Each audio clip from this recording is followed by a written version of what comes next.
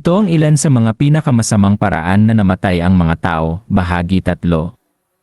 Si Jeff Seal, isang 40 taong gulang na lalaki, ay naglalakad ng kalmado sa isang umaga ng linggo, nang isang itim na balete ang bumagsak mula sa isang puno sa kanyang leg.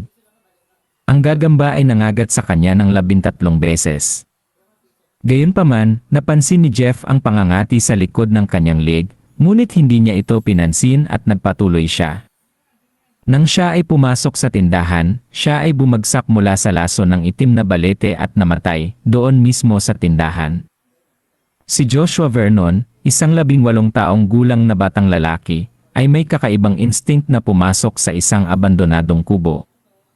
Ang tanging daan na nakita niyang bukas ay ang tsiminya, ngunit ang hindi niya alam ay nakasara ang tsiminya mula sa ilalim. Nang siya ay tumalon, siya ay naipit sa paraang hindi siya makagalaw.